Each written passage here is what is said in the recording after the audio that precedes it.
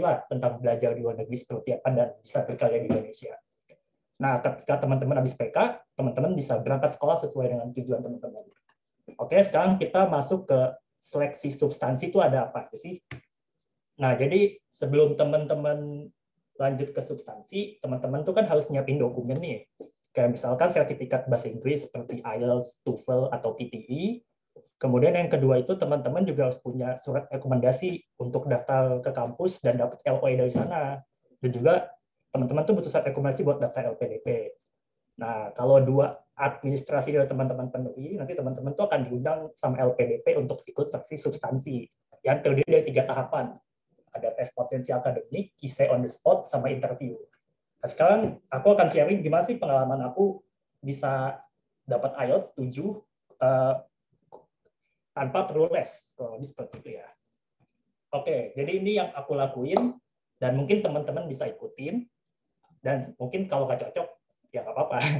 Oke, jadi yang pertama itu, waktu itu aku sebelum daftar LPDP itu, aku itu ngambil IELTS prediction test untuk mengukur kemampuan bahasa Inggris aku tuh ada di mana sih. Jujur sih, waktu pertama kali aku ambil prediction test aja tuh, aku inget tuh, skorku itu kayak cuma dapat band-nya 6 gitu. Jadi kebetulan kalau LPDP itu syaratnya 6,5. Jadi aku kan berarti masih di bawah band aku kan.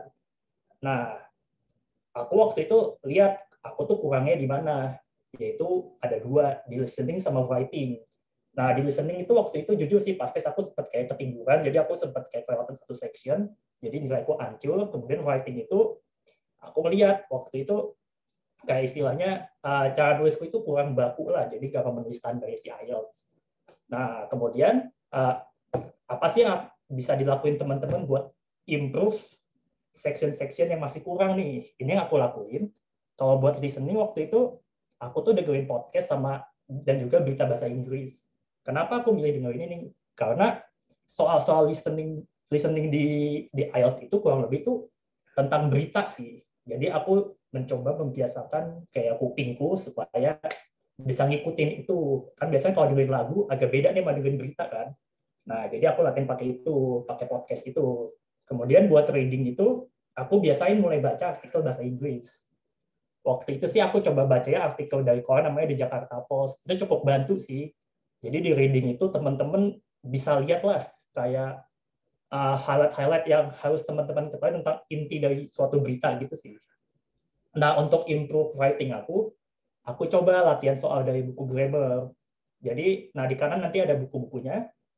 Jadi dari buku-buku itu aku latihan kayak sebenarnya nulis kalimat yang baku yang lebih bagus tuh gimana sih. Nah, kemudian kalau speaking, aku saranin kalian coba latihan bicara sama teman kalian yang kalian rasa bahasa Inggrisnya lebih jago. Waktu itu aku coba latihan bahasa Inggris sama pacarku sih kalau speaking. Atau kalian juga bisa sih ikut komunitas kayak namanya Toastmaster. Jadi kalian bisa asah kemampuan kalian bicara bahasa Inggris di depan umum, sehingga kalian tuh lebih pede waktu speaking. Nah, ini ada 2 buku yang aku rekomendasiin untuk latihan IELTS. Yang pertama itu bisa dilihat namanya Chris Tyerman, How to Master the IELTS.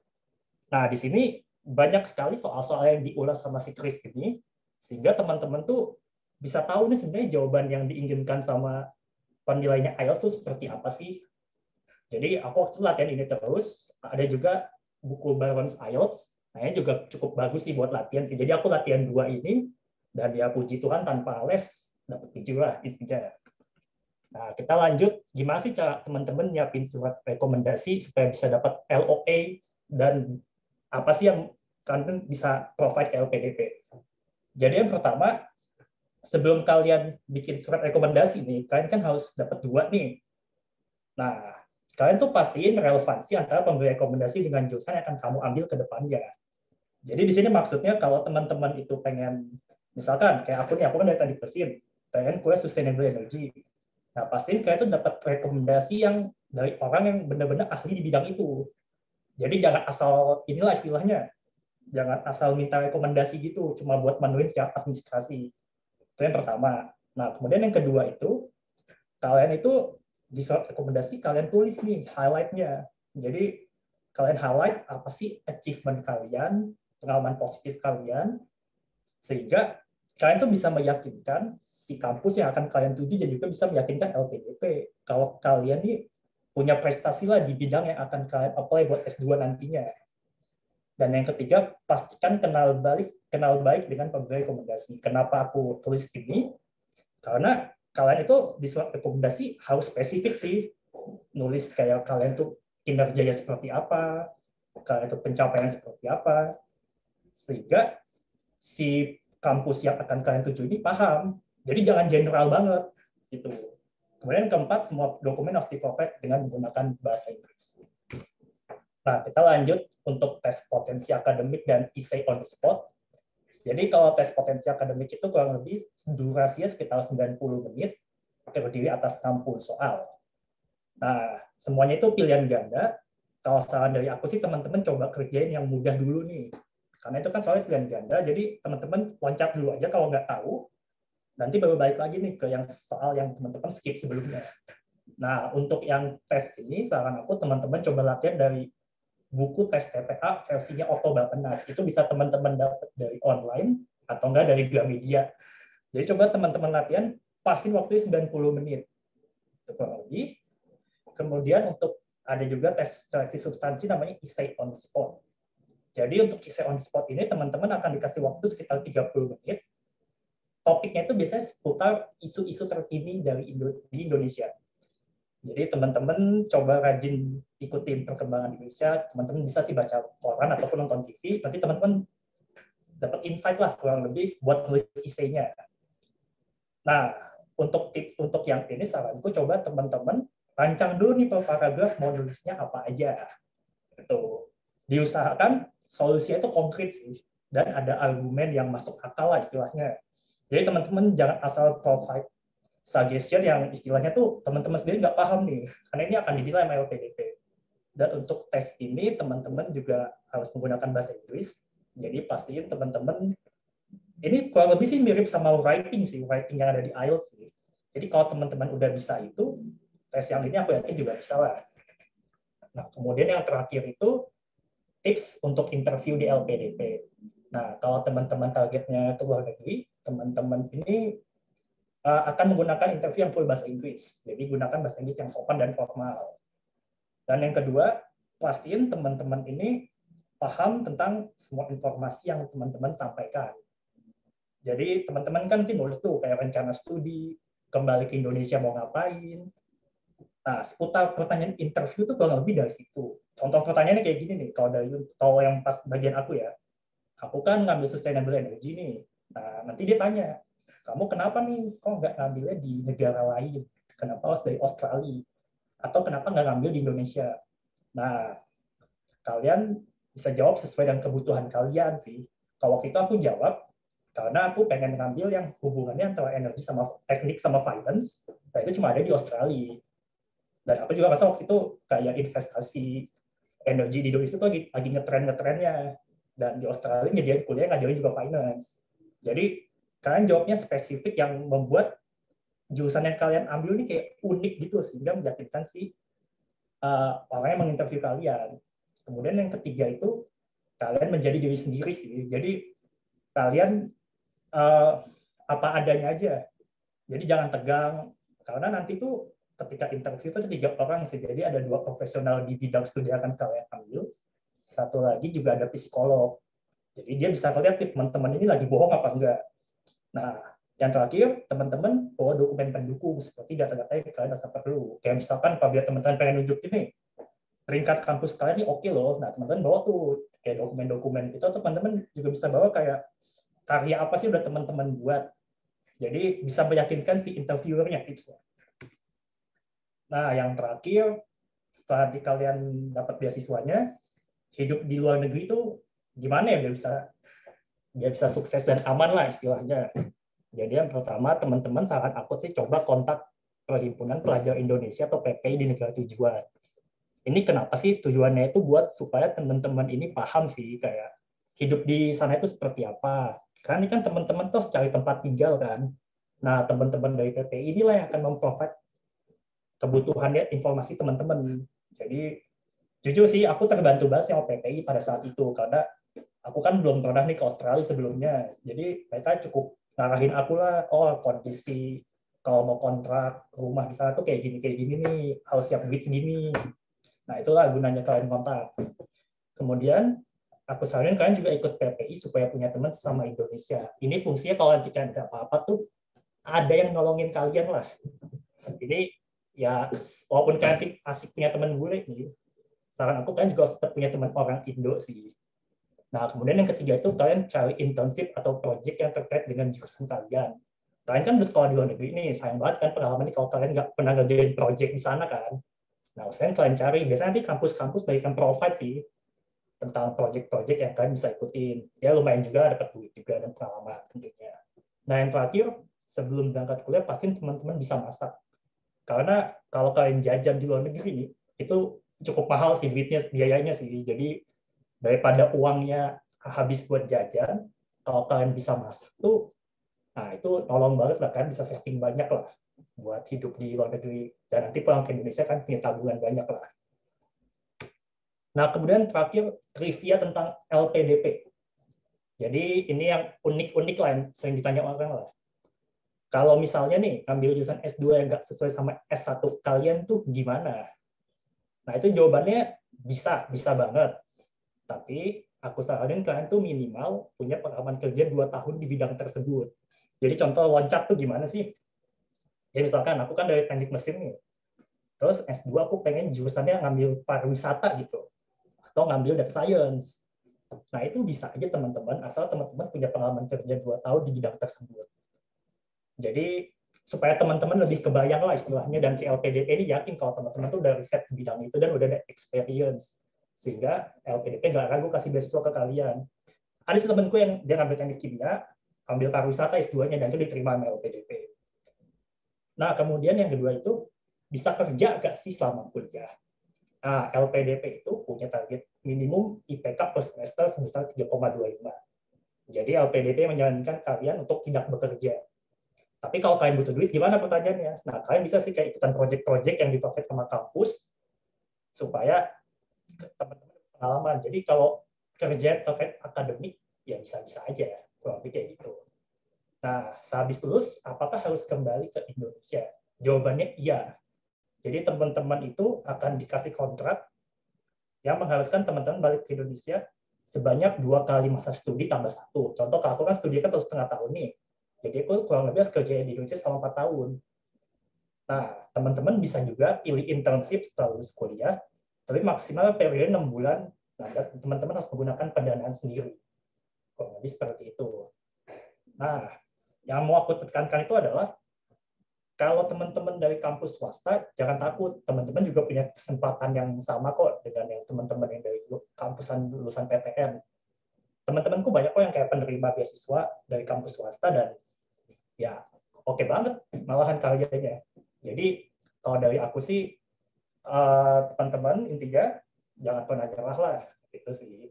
Oh ya, itu slide terakhir aku. Terima kasih. Dan kalau misalkan ada yang pengen kontak lebih detail, dan pengen misalkan nanya-nanya kayak tadi cara ini suratku kayak buat dapat LOE, kayak ini isaiku, kalau mau misalkan coba kirim bisa ke email aku di sini ya.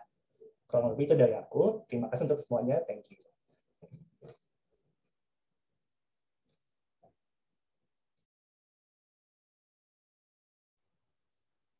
Oke. Makasih ya Mas.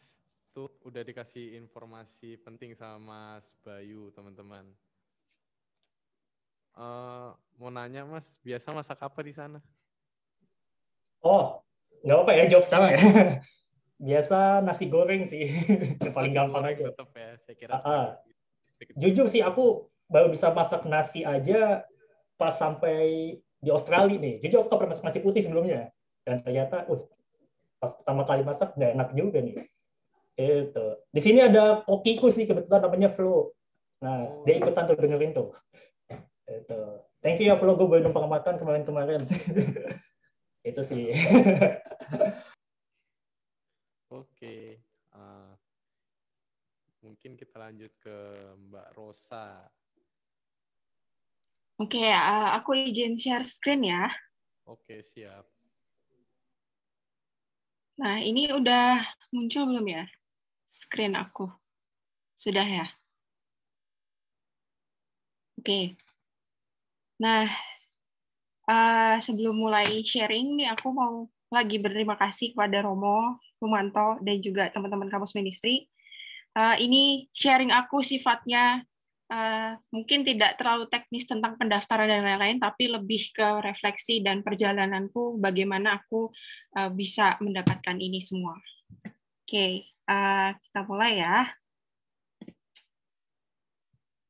Nah, perkenalkan, namaku Claudia Rosari Dewi, aku lulusan S1 Sanata Dharma Psikologi, dan sekarang sedang menempuh pendidikan di MSc Psychology of Education at the University of Bristol, dan dengan beasiswa penuh dari Chevening Scholarship. Oke, nah apa yang perlu dipersiapkan? Nah, sebelum saya mendaftar beasiswa, itu banyak hal yang terjadi ya, banyak pengalaman bekerja, banyak pengalaman hidup, dan lain-lain. Tapi yang mau saya sharingkan ke teman-teman adalah yang pertama, ketika teman-teman mau mendaftar beasiswa atau teman-teman mau melanjutkan studi, yang pertama yang perlu kalian tahu dan persiapkan dari sejak sekarang adalah ketahui betul tujuan hidup kalian apa. Motivasi melanjutkan studi itu apa? Bagaimana tahu caranya bisa tahu motivasinya apa dan tujuan hidupnya apa? Perlu teman-teman gali visi dan misi kamu terlebih dahulu. Visi dan misinya apa, tujuan hidupnya apa, goal ke depannya apa. Ini contoh saya ya. Nah, saya ini senang banget nih mengedukasi orang, senang banget empowering orang, senang banget bergaul sama anak-anak muda. Nah, ini salah satu visi saya. Maka ketika saya sudah menemukan visi atau teman-teman sudah menemukan visi, maka itu akan semakin kuat untuk menemukan motivasi tadi. Tujuan hidup plus motivasi melanjutkan studi itu apa. Kemudian visi itu mulai terdefinisi dengan misi yang mau dan ingin saya capai. Nah, misi yang saya coba terapkan adalah karena saya senang nih empowering orang, educating young people, ketemu orang, ngajar ya. Nah, saya coba buat berkreasi. Akhirnya yang saya lakukan adalah saya mencoba nih membuat platform Beyond Yourself Indonesia. Instagram platform Beyond Yourself Indonesia yang bertujuan untuk meningkatkan kesadaran kesehatan mental anak-anak muda. Lalu misi yang berikutnya apa? Saya ingin menjadi seorang dosen atau pengajar atau peneliti ke depannya. Mungkin setelah lulus dari sini atau kapanpun itu, tapi itu menjadi tolak ukur saya mau melanjutkan studi. Kemudian ke depannya, semoga bisa berhasil dan juga menemukan jalannya, yaitu jadi psikolog pendidikan. Entah kapan, nggak tahu, tapi saya yakin dengan visi itu. Gitu. Yang pertama adalah menemukan tujuan hidup dan motivasinya apa dulu. Kalau sudah betul-betul kuat dengan tujuan hidup, goal, visi, dan misi, barulah kita mulai berangkat untuk buat timeline. Buat timeline kehidupan, timeline daftar beasiswa, timeline untuk melakukan apapun, termasuk mencari pekerjaan yang berkaitan dengan tujuan hidup kita tadi. Itu yang mau saya tekankan ke teman-teman yang pertama. Dan yang kedua adalah yang perlu dipersiapkan dan juga nggak kalah penting adalah ketahanan mental. Saya nggak mulai dulu dengan proses pendaftaran beasiswa dan lain-lain, karena ini yang saya alami ketika mendaftar beasiswa ya. Setelah tahu saya mau apa, yang mau saya kerjakan di dalam hidup lah istilahnya, mau berkarya di bidang apa gitu. Tentunya didukung dengan ketahanan mental atau kesiapan mental kita. Jadi ini nggak kalah penting buat teman-teman mahasiswa sekarang, buat teman-teman yang lagi belajar S1, ketahanan mental itu perlu dipersiapkan. Kalau teman-teman siap sukses, berarti teman-teman siap gagal. Artinya apa? Kita nggak bisa kan setiap kali selalu berhasil, setiap kali selalu mendapatkan apa yang kita mau. Pasti banyak sekali kegagalan yang sudah dilewati oleh teman-teman semua, termasuk Kak Putri, Kak Demas, itu semua pasti sudah melalui proses hidupnya masing-masing dan sudah gagal. Artinya sudah siap gagal juga berarti siap sukses. Nah, yang saya alami adalah sama, saya juga 7 kali gagal daftar beasiswa. Percobaan yang ke-8 baru saya berhasil. Jadi sama kayak Kak Putri, mungkin Kak Putri percobaan ke-7 berhasil nih, saya percobaan ke-8 baru berhasil. Jadi 7 kali daftar beasiswa. Tapi saya tidak coba waktu itu, saya nggak coba daftar LPDP dan Stunet, karena waktu itu nggak tahu kenapa nggak daftar itu, daftar yang lain waktu itu. Termasuk yang Chevening Scholarship ini percobaan yang kedua. Nah, 7 kali daftar, akhirnya berhasil. Nah, ini nggak kalah penting. Ini yang mau saya tekankan sih, just be yourself, be who you really are. Karena ini membantu banget untuk meng-cut distraksi-distraksi yang ada di sekitar kita gitu. Kalau teman-teman sudah punya passion apa, goal apa, atau keinginan apa yang kuat, just follow yourself, just believe yourself, dan trust. Itu pasti akan menemukan banyak petunjuk-petunjuk yang lain gitu, meskipun juga banyak halangan, rintangan, dan distraksi yang lain, atau banyak ketemu orang-orang yang mungkin tidak mendukung dan lain-lain, itu nggak apa-apa, tetap jalan terus kalau teman-teman sudah melewati proses tadi, menemukan tujuan hidup dan motivasi kamu sebenarnya mau belajar itu mau menjadi apa dan ingin berbuat apa. Nah, ini yang nggak kalah penting yang saya coba terus pegang, bahkan sampai sekarang ini masih terus dipegang, dan terus diuji juga. Tapi saya mau share ke teman-teman bahwa ketahanan mental itu juga termasuk teman-teman tekun, gigih, dan setia pada setiap proses dan situasi hidup. Karena apa? Kita nggak akan tahu. Saya juga nggak tahu nih, tahun yang lalu saya nggak tahu, nggak kebayang dapat beasiswa Chevening, nggak kebayang sekarang tinggal di Bristol, nggak pernah punya bayangan seperti itu. Tapi hanya percaya sama apa yang saya inginkan di dalam hidup, maka semua akan terbuka. Nah, kuncinya apa? Itu tadi, tekun, gigih, dan setia pada setiap proses dan situasi hidup apapun itu. Jadi bagi saya adalah ini, fall 7 times, stand up 8. Jadi kamu gagal berkali-kali, nggak apa-apa, justru harus disyukuri dan terus coba terus, dan berdirilah di yang ke-8 kalinya. Begitu. Oke, itu 2 hal penting tentang sikap mental teman-teman sebelum mendaftar beasiswa ya, karena harus tahu betul dasarnya, fondasinya. Nah, kebetulan beasiswa Chevening itu sangat menekankan yang namanya leadership and networking skills, maka ini perlu juga disadari oleh teman-teman yang sekarang sedang duduk di S1, di bangku S1. Karena selain bahasa Inggris, leadership and networking skills itu sangat penting ya. Mungkin setiap beasiswa betul punya kriteria masing-masing. Nah, khususnya di Chevening ini punya kriteria yang juga paling menonjol, yaitu leadership and networking skills. Selain bahasa Inggris, pengalaman berorganisasi atau menginisiasi kegiatan dan berjejaring dengan banyak orang itu sangat penting. Apalagi pengalaman berjejaring dan terlibat dalam banyak kegiatan yang relevan dan sesuai dengan tujuan hidup atau visi dan misi yang tadi sudah saya sebutkan, dan itu sangat mendukung kalian untuk melanjutkan studi dengan beasiswa. Jadi kalau teman-teman sekarang aktif berorganisasi, aktif ikut ini itu bagus banget, tapi perlu disadari bahwa itu benar-benar teman-teman sesuai dengan visi dan misi teman-teman ke depan. Jadi kalian sudah sadar bahwa saya mau apa, kayak gitu. Nah, itu tadi hal-hal yang perlu dipersiapkan ya. Lalu ini kenapa alasan saya memilih jurusan dan universitas yang saya tuju saat ini. Saya memilih jurusan MSc Psychology of Education, ini terakreditasi oleh British Psychological Society. Kalau di Indonesia itu seperti HIMSI-nya di UK. Dan saya juga punya pengalaman ngajar anak-anak, saya senang dengan anak muda, saya senang dengan ngajar banyak orang, anak-anak, mengedukasi, terus memberdayakan orang lain, terutama orang muda. Passion-nya di situ. Maka ketika sudah ada passion, maka akan lebih jelas mau ngambil jurusan apa. Gitu. Terkait tadi dengan visi dan misi hidup, lalu linear dengan jurusan S1 Psikologi. Nah, itu bisa saya sadari, bisa sampai ke tahap memilih jurusan karena apa? Karena sebelumnya sudah tahu nih, saya mau melakukan apa, tujuan hidupnya apa.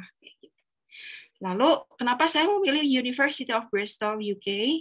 Karena dia termasuk top 50 world universities, 50 terbaik di dunia. Dia kalau di UK masuk Russell Group Universities, 9 terbaik di UK, reputable in School of Education and Psychology. Jadi saya sudah riset juga, betul seperti yang dikatakan Kak Putri sama Kak Demas, detail banget tentang apa yang dimau. Gitu. Seperti itu.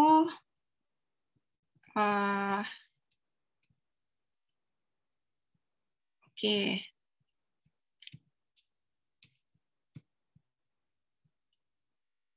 Nah, ini nggak kalah penting ya, teman-teman, soal persiapan dokumen untuk melamar beasiswa dan juga universitas.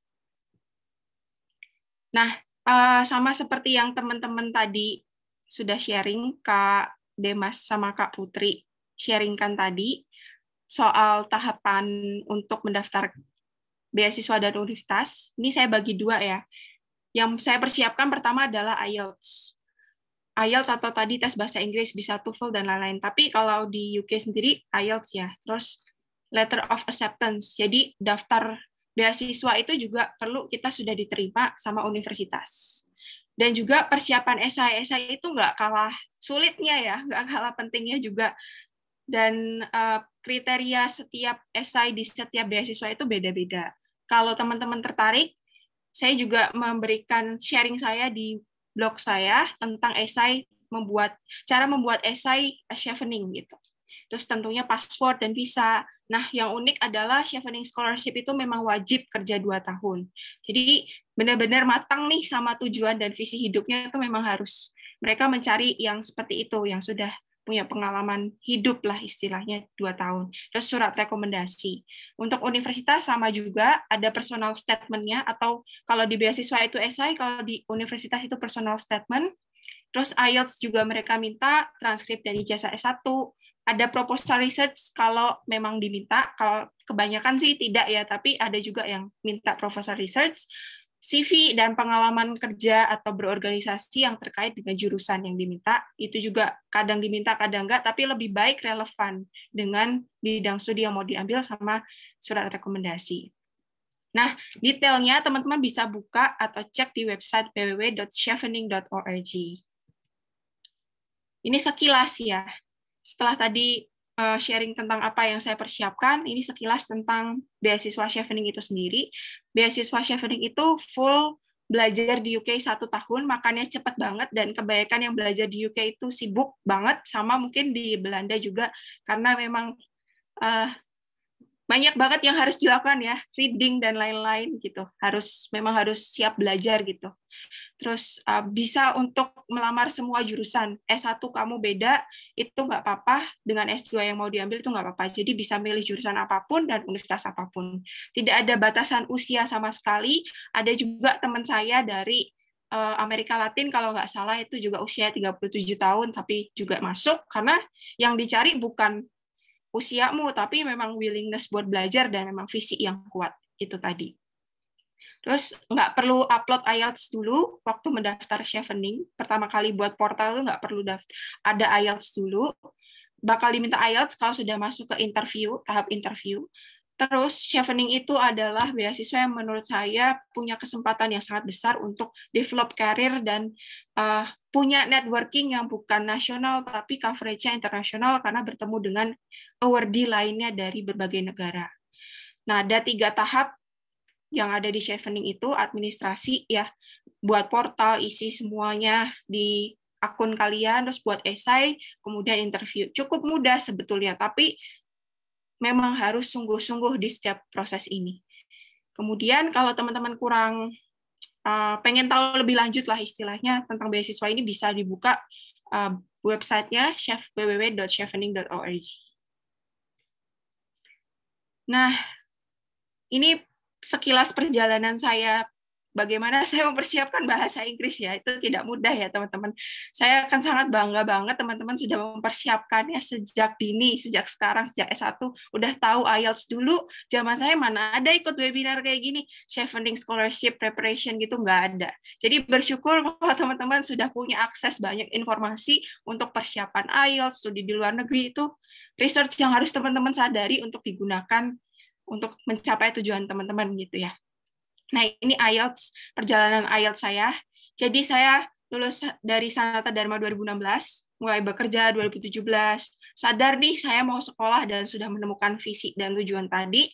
Akhirnya ya sudah, semua persyaratan dilengkapi, tetapi yang paling berat bagi saya adalah IELTS, karena progres banget nih kalau teman-teman lihat awal 2018 saya tes ya cuma 5,5.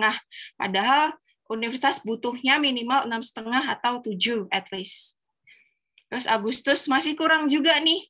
Padahal udah setahun 6, cuma ada 6. Terus coba lagi. Pokoknya coba terus sampai berhasil. Juli 2020 kemarin baru dapat.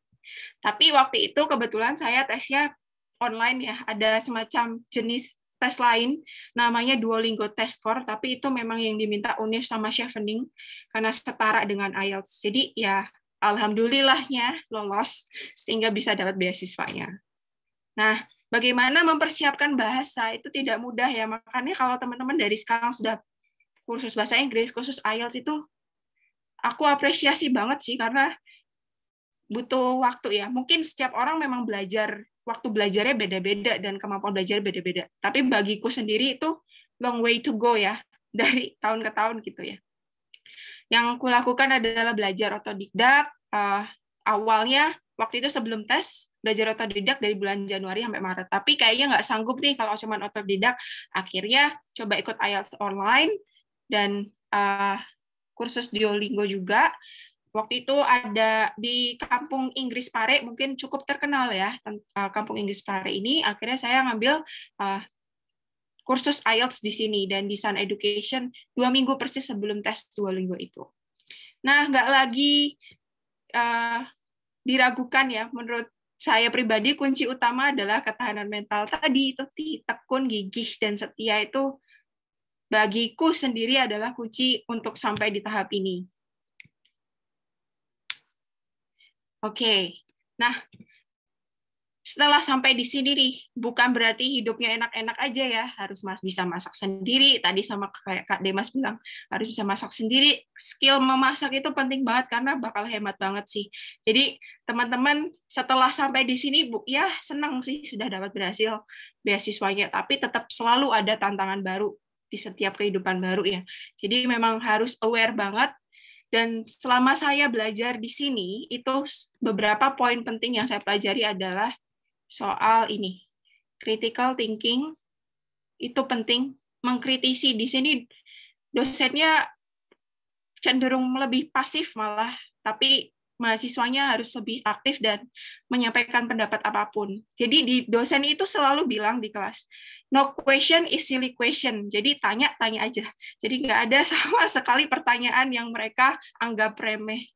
Makanya kalau ada sesuatu itu langsung dosennya bilang, ngomong aja, karena mereka selalu menggarisbawahi no question is silly question, itu masuk banget ke dalam awal bawah sadar saya gitu ya.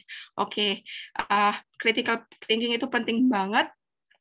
Dan reflective learning, karena di setiap kali kelas selesai atau modul, itu mereka selalu minta kita buat refleksi. Setiap course selesai itu selalu ada lembar refleksi yang harus diisi sama mahasiswanya. At least itu untuk universitas saya ya, University of Bristol.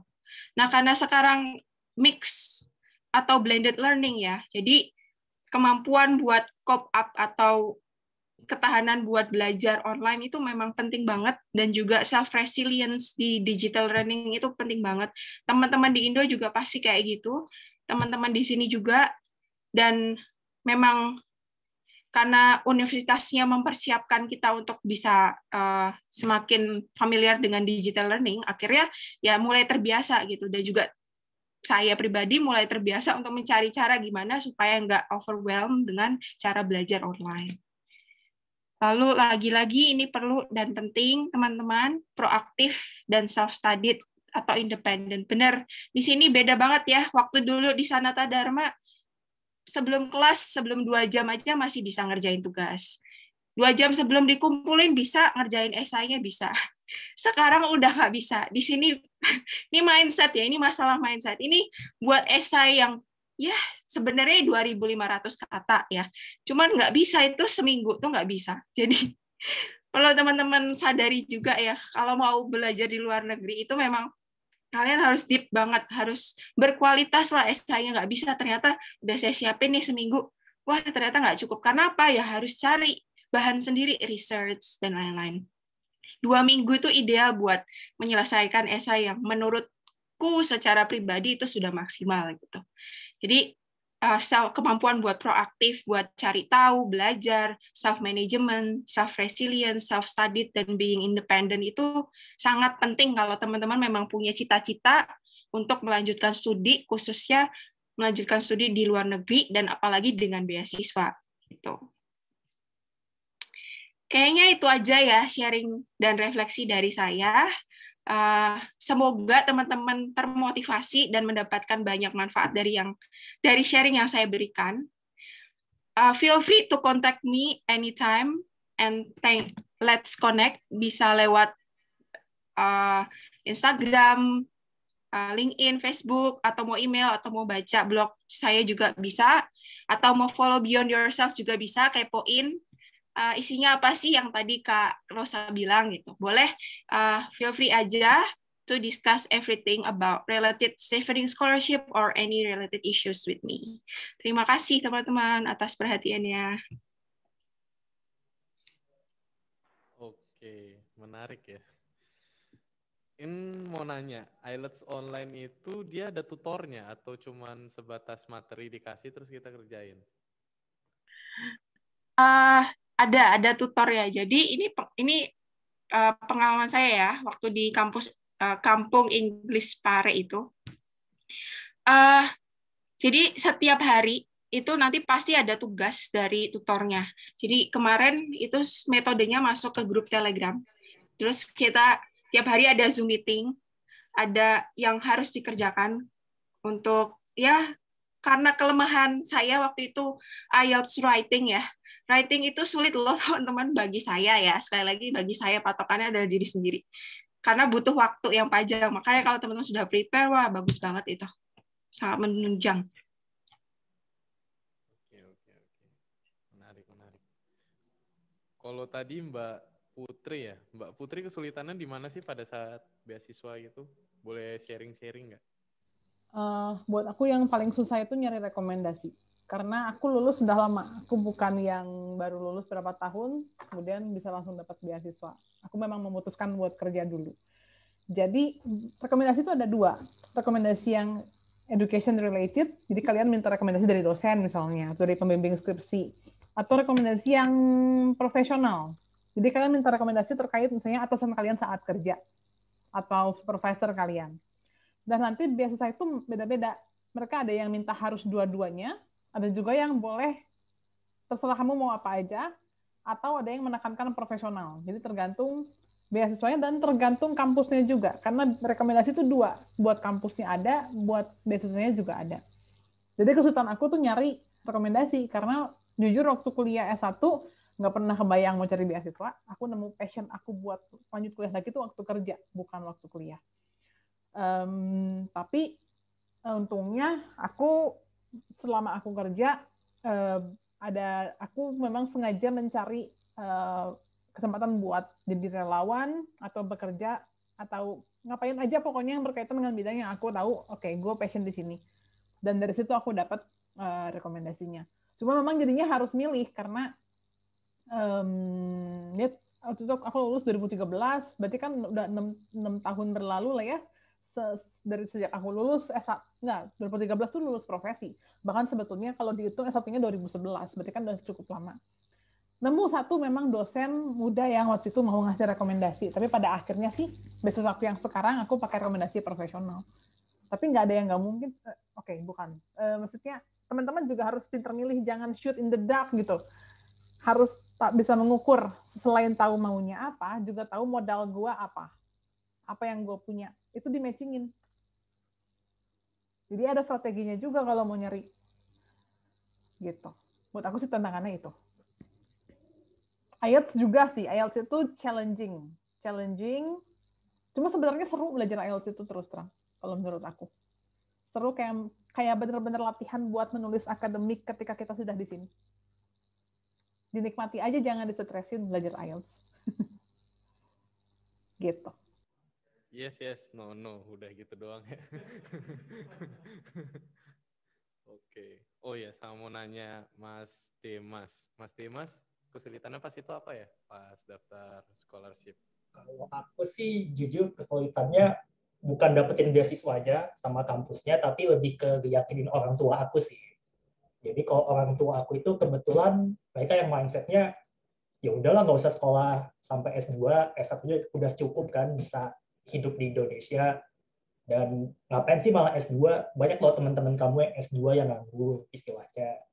Nah itu ngeyakinin mereka itu yang menurutku susah sih, karena kan mereka tuh mikirnya wah nanti habis S2 sampai Indonesia balik malah nggak bisa hidup nih takutnya, karena kan ya suka nggak suka bisa dibilang market untuk pencari kerja yang S2 di sini ya lebih sedikit ya, bisa kita bilang ya. Nah, mungkin yang aku lakuin saat itu buat ngeyakinin orang tuaku tuh adalah ya nunjukin ke mereka sih kalau S2 ini nih banyak manfaatnya loh. Kayak misalkan kalian tuh bisa networking lah sama teman-teman kalian yang ada di luar negeri. Begitu juga kalau kalian masuk scholarship kan ada grupnya tuh, itu juga bisa nambah networking sih. Jadi sehingga itu bisa memperluas kesempatan kalian buat dapat kerja. Dan kemudian yang kedua, ya aku bilang sih aku sebenarnya pengen buka usaha lah. Jadi aku bilang aku tuh nggak mau jadi pegawai. Jadi temen kan orang tua biasa takut kan, wah nanti udah capek-capek kuliah malah nggak jadi apa-apa nih. Lebih ke ngeyakinin orang tua aku tuh kalau aku bisa jadi sesuatu lah setelah selesai S2 ini. Di situ sih tantangannya kalau boleh aku sharing sih gitu.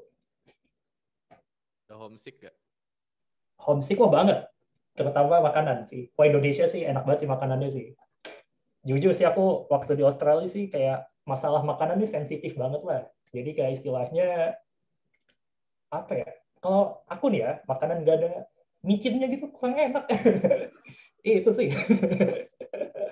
Jujur sih kalau aku homesick lebih ke makanan sih. Untuk selebihnya kayak ya bisa dibilang enjoy lah kalau aku.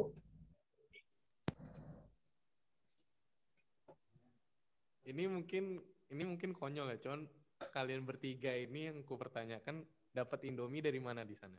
Atau dikirim dari Indonesia atau memang ada yang sediain? Gampang banget kalau di sini. Oh gampang ya, ternyata memang ada store-nya. Ini kan Belanda ya, jadi nyari bahan makanan buat Indonesia gampang banget, dan orang-orang sini mereka juga memuja Indomie. Oh.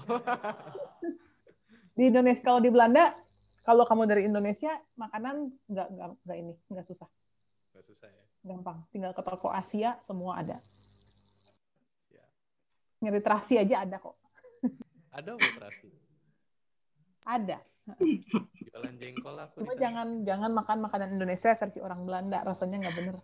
Oh gitu ya. Julid nih, kita julid di sini. Nah, aku juga sama tuh kayak Mbak Putri. Jadi kalau di Australia sih kayak Asian supermarket tuh banyak, jadi bisa beli kayak istilahnya beli Indomie lah dari sana. Tapi jujur sih rasanya buat aku beda sih. Emang yang dari Indonesia jauh lebih enak lah parah. Gitu. Oh Indominya beda justru malah. Ada beda kayak MSG dikurangin sih ingat aku. Oh Iya gitu. benar. Benar. Kurang Beda. nampol lah kalau bahasa dia. Gitu sih. Iya. Kalau Karos sama gak ada sambel kalau aku. Kalau aku, nah kebetulan sebenarnya gampang banget sih cari Indomie itu, khususnya di Asian Store ya. Kalau sama di supermarket di sini banyak. Cuman ya sih kadar micinnya dikurangi. Kayak jadi rasanya kurang. Tapi it's okay, bisa nemuin, intinya bisa nemuin. Cuman karena di Bristol ini aku tidak melihat tidak ada sama sekali restoran Indonesia, kecuali catering ada sih, kayak pre-order gitu sama orang Indo yang udah lama tinggal di sini. Tapi nggak ada makanan yang dimasak, tapi khusus di restoran gitu, nggak ada. Jadi nggak ada restoran Indonesia. Mungkin di Aussie itu banyak ya. Tapi di UK ini, khususnya di Bristol, itu nggak ada. Tapi kalau ke London itu banyak mungkin. Tapi kalau di Bristol sendiri, aku belum nemu masakan Indonesia yang dijual di restoran gitu. Mesti pre-order dan lain-lain. Kalau enggak ya udah masak sendiri aja, bahan-bahannya ya kurang lebih bisa dibeli di sini. Oke, mantap. Mungkin bisa langsung ke sesi tanya jawab ya. Oke, ini ada pertanyaan yang sudah diseleksi. Yang pertama tuh, selain mempertimbangkan pilihan menurut minat dan visi pribadi kita, kira-kira jurusan atau subjek apa yang peluangnya besar mendapatkan beasiswa dari lembaga sponsor? Hal ini terkait dengan kebutuhan pengembangan serta global dan kebutuhan negara kita sebagai negara yang terus berkembang. Nah, itu gimana itu?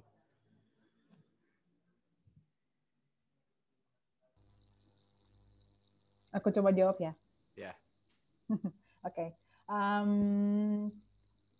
Sebenarnya juga berhubungan sama pengalaman aku di sini. Ketika aku memutuskan kuliah ke luar negeri, mata aku tuh langsung terbuka.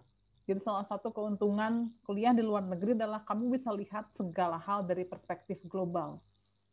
Apa yang dialamin teman-teman dari negara lain, apa yang dialamin oleh, kadang-kadang kita punya banyak kemiripan, dan itu benar-benar salah satu hal yang benar-benar buat aku luar biasa. Nah, terkait dengan itu, mungkin salah satu tips praktis yang bisa kalian lihat adalah coba lihat di mana posisi bidang kalian di isu-isu global. Jadi mulai dari sekarang, kalau tujuannya memang pengen keluar negeri, matanya harus dibuka ke arah isu yang global. Salah satunya kayak misalnya SDGs, kalau teman-teman pernah dengar Sustainable Development Goals, itu ada dari berbagai bidang, kesehatan, gender, energi, ekonomi, politics, dan segala macam. Tips yang paling gampang adalah coba cari di mana tempat hal yang kalian minat itu posisinya hubungannya dengan SDGs. Dari situ berangkat, coba aja lihat secara global isunya apa. Karena percaya apa yang kita lihat di dalam negeri sini, ada mirror-nya di luar. Jadi ada hal-hal yang mirip di luar sana. Dan apa yang kita alami di sini, ketimpangan yang kita lihat di sini, itu secara global ada bentuk ketimpangan yang mirip. Dan saran aku sih paling enak coba untuk lihat dari perspektif global nih. Kampus aku kebetulan sangat menekankan SDGs soalnya. Oke. Ada yang lain? Aku coba jawab ya, kalau boleh ya. Oke. Oke, kalau menurut aku sih terkait peluang, menurut aku semua jurusan tuh punya peluang yang sama besarnya sih, kalau dari aku. Benar yang dikatakan Mbak Putri, menurut aku setiap jurusan itu ada kontribusi, ada impact lah terhadap inilah pembangunan secara global ya, dan juga. Jadi kalau masalah peluang, semua itu sama, dan saran aku buat teman-teman, ketika coba apply beasiswa, coba teman-teman tunjukin jurusan yang teman-teman apply itu bisa kasih impact apa sih ke Indonesia.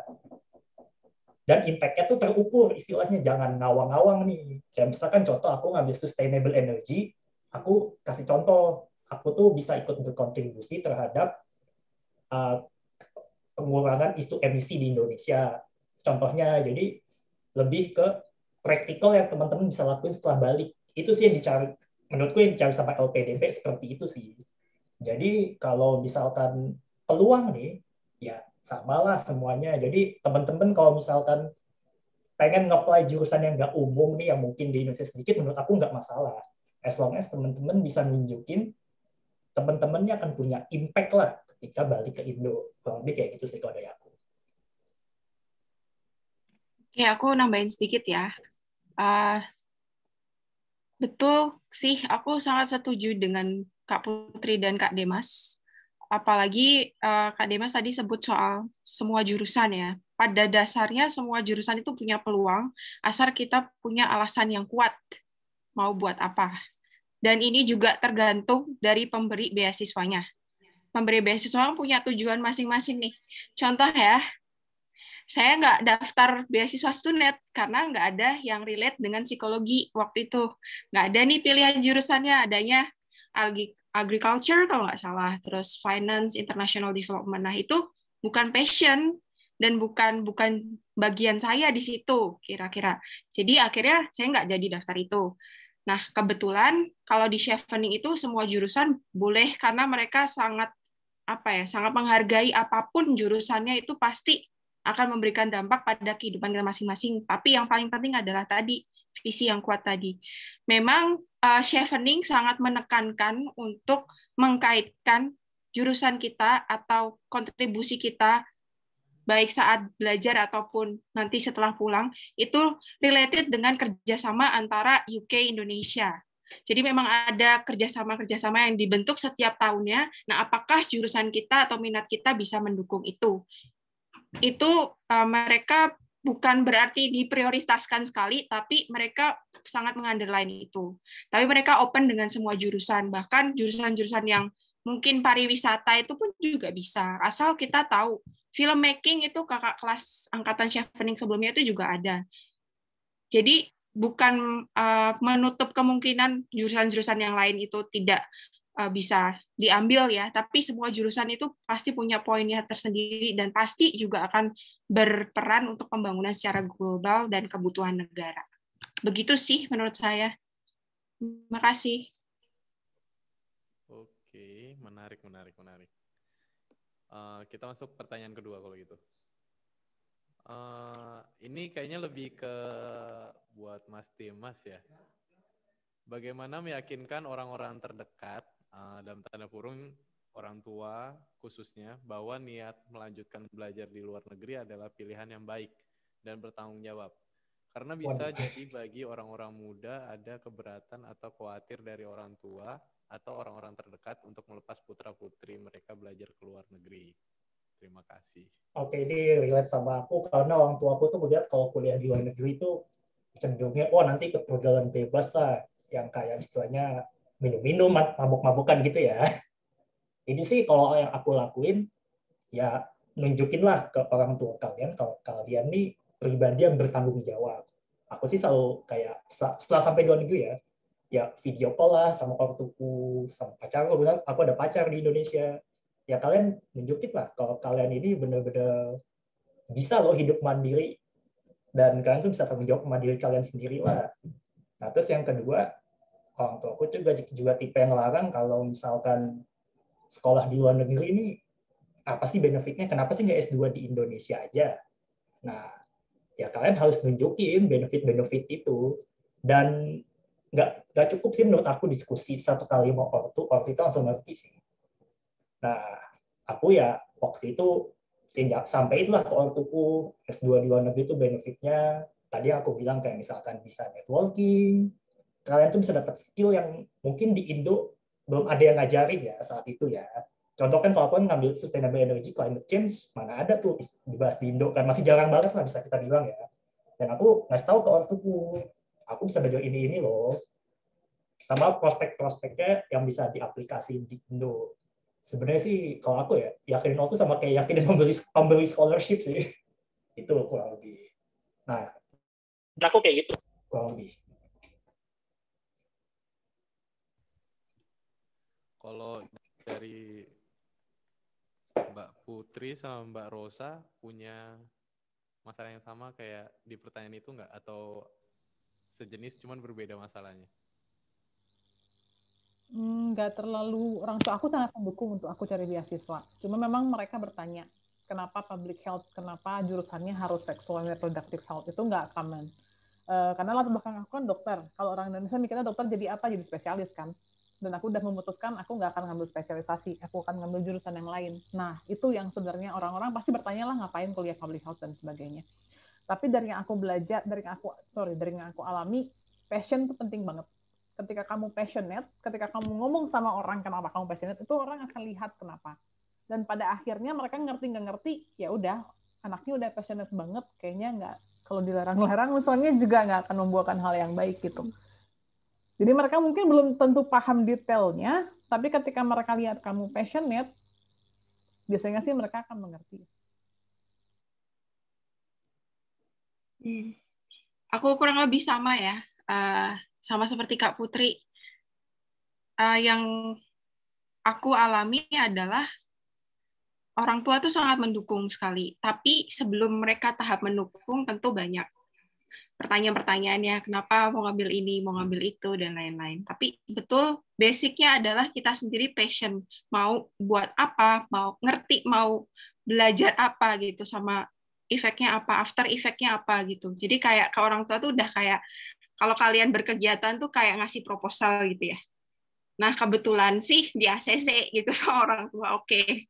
Ya, itu karena yakin aja, karena kegiatan dan apapun yang sudah direncanakan dalam proposal itu, memang aku banget gitu. Jadi, oh ya udah, mau mereka punya pertanyaan yang gimana-gimana, tetap bisa kita jawab dengan santai.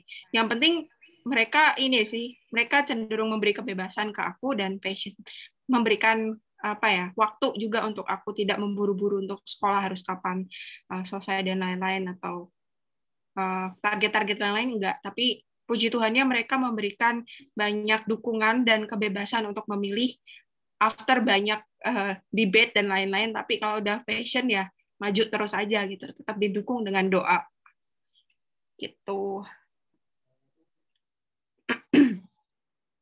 Oke. Ini mungkin yang masih ganjel di aku ya. Kan ini sebelumnya Kak Putri, Kak Rosa sama Kak Demas tuh punya family nggak di sana? Atau memang benar-benar sendiri di sana? Aku ada sepupu di sini kebetulan. Satu orang. Satu orang ya. Kalau Kak Rosa? Aku lonely di sini. Oh. Teman-temanku adalah teman-teman PPI di sini, PPI Bristol Bath, PPI UK. Jadi nggak ada keluarga di sini. Okay. Kalau aku juga sih nggak ada keluarga sih kalau di Australia sih. Jadi ya sampai sini ya sampai di Australia yang merantau sih istilahnya sih. Bener-bener ya cari teman lagi, cari komunitas lagi. Itu sih menurut aku nambahin yang tadi Mbak Rosa bilang, memang sih menurut aku kita harus lebih aktif buat gaul sih kalau di luar negeri sih. Kalian tuh nggak akan tuh kalau pasif nih berharap ada yang datang nolongin, berharap ada yang ngajak kalian ngobrol tuh jangan gitu mikirnya. Jadi kalian coba proaktif lah, cari-cari informasi sendiri sih. Itu sih tips-tips dari aku sih. Sama jangan membatasi pergaulan hanya bergaul dengan yang sesama Asia atau gimana. Jangan. Itu sayang banget. Karena teman-teman yang lain itu punya banyak pengalaman yang kalian bisa belajar. Itu sih maksudnya benar-benar yang salah satu hal yang paling disyukuri adalah benar-benar bertemu orang dari berbagai belahan dunia. Ya, mungkin itu salah satu ini ya, kelebihan belajar di luar. Tapi ini common issue ya. Aku sering melihat teman-teman Indo yang belajar di UK itu kebanyakan berkerumun dengan sesama Indo. Itu sebenarnya sama aja kayak cuma pindah kamar gitu ya. Tapi nggak enhance skill gitu ya. Nah, itu sebenarnya sayang banget sih. Aku bukan berarti menjauhi, bukan. Tetap bergaul dan tetap punya teman Indo yang dekat, tapi tetap harus bisa terbuka. Karena disitulah maksud belajar di luar negeri itu sebenarnya di situ. Kamu berkembang secara networking, kamu berkembang secara mindset, open your mind gitu ya. Kesempatannya kapan ya saat belajarnya? Tapi kalau berkerumun dengan orang yang sama, ya itu mah sama aja gitu ya. Itu sama aja balik ke pertanyaannya orang tua yang Kak Demas, kenapa nggak kuliah di Indo aja gitu? Jadi nggak ada yang kita represent ketika belajar di sini gitu. Sama suka ada ketakutan, takut kalau aku nyadar banget orang Indonesia kalau di luar negeri apalagi harus belajar, takut untuk mulai ngomong duluan, takut berpendapat, takut bahasa Inggrisnya salah, takut tensis grammarnya salah dan segala macam. Aku pengen ngajakin kalian bahwa di sini mereka nggak peduli. Yang penting kalian sama bisa saling mengerti. Mereka nggak peduli grammar segala macam. Kalau sehari-hari ya maksudnya ya. Jadi udah ngomong aja. Jangan kita kadang-kadang punya mentalitas inferior ya. Kalau orang Indonesia tuh merasa kalau orang dari luar negeri lebih hebat. Enggak juga kok, sama aja. Oke, ini ada pertanyaan dari Jessica Juliana. Pengalaman kerja apakah yang bisa disamakan dengan pengalaman volunteer?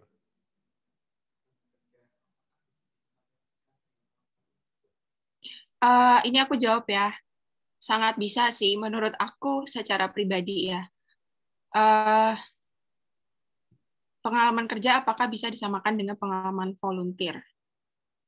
Karena kalau di Chevening sendiri itu memang 2 tahun itu kan dihitung harus ada pengalaman kerja ya, termasuk pengalaman volunteer atau pokoknya ikut proyek sosial dan lain-lain itu bisa dihitung kalau persyaratan beasiswa Chevening. Jadi tetap bisa dimasukkan entah itu pekerjaanmu itu mungkin kamu ikut terlibat dalam proyek atau kerja apa, tapi sifatnya relawan, itu tetap bisa dihitung sebagai pengalaman konkret dalam bekerja menurutku pribadi dan juga dari persyaratan beasiswa Chevening seperti itu. Aku juga nambahin kalau LPDP nganggep volunteer sama pengalaman kerja. Bisa dihitung pengalaman kerja sih. Yang bedain sih cuma volunteer kan kesannya kayak kamu tuh nggak dibayar kan. Tapi kan kamu tetap dapat skill sama experience. Nah, LPDP sih ngeliat itu. Itu sih kalau bisa aku tambahin sih.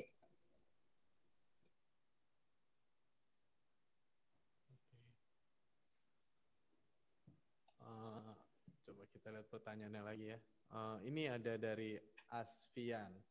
Aku saat ini lagi program S1 double degree Sosiologi and Guidance Counseling. Fokus studi di konseling adiksi.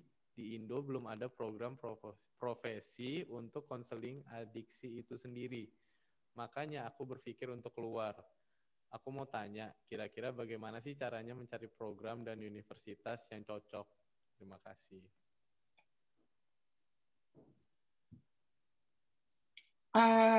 Aku bantu jawab ya, Asfian. Gimana caranya mencari program yang cocok? Nah, itu memang takes time sih. Bagiku secara pribadi ya, takes time artinya tetap ketekunan dalam mencari jurusan yang cocok, universitas yang cocok, sampai harus juga browsing website-nya. Make sure kurikulumnya itu kamu suka gitu, mata kuliahnya kamu suka, dan tahu dosennya siapa yang ngajar, dia bakal ngajar mata kuliah apa, mata kuliahnya tugasnya apa. Nah, itu kan butuh waktu ya, butuh kesediaan buat terus mencari gitu, tekun mencari informasi gitu. Itu sama halnya dengan mencari beasiswa gitu.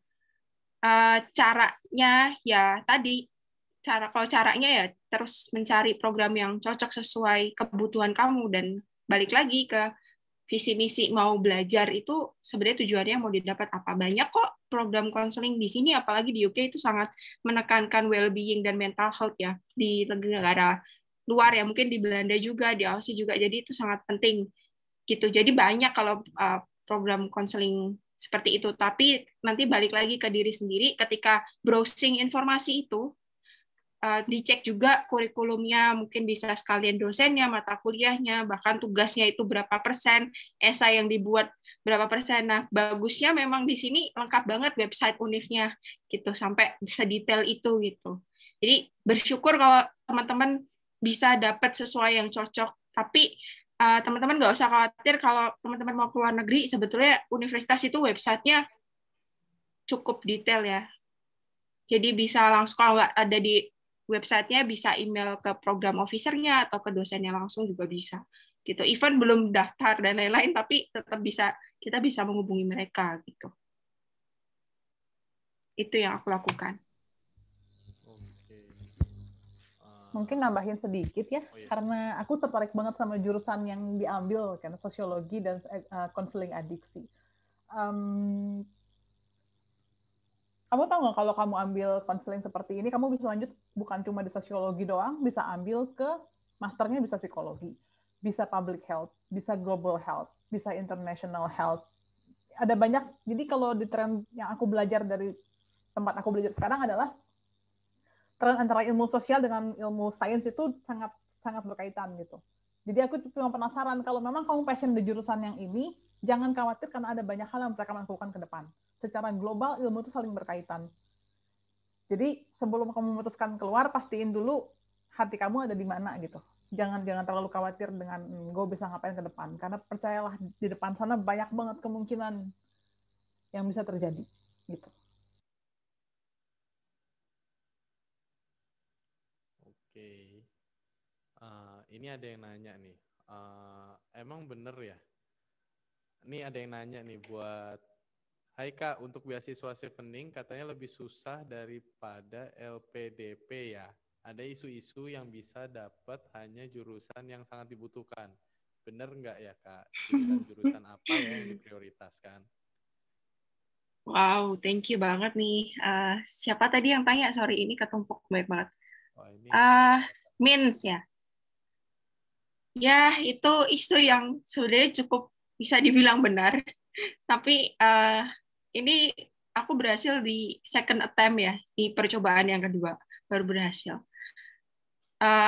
Aku nggak tahu sulitnya itu orang masing-masing beda ya. Tapi memang Chevening itu punya kriteria khusus, dan mereka sangat melihat di bagian leadership, networking, sama study plan. Itu dilihat banget. Memang banyak ya teman-teman yang di Chevening ini, yang cohort sekarang, yang teman-teman seangkatan itu yang wow, keren-keren banget emang pekerjaannya gitu. Sampai sometimes saya sendiri insecure gitu ya. Tapi kadang-kadang mikir, wah kok diterima ya. Tapi tetap berarti mereka benar-benar melihat poin itu di dalam diri kita.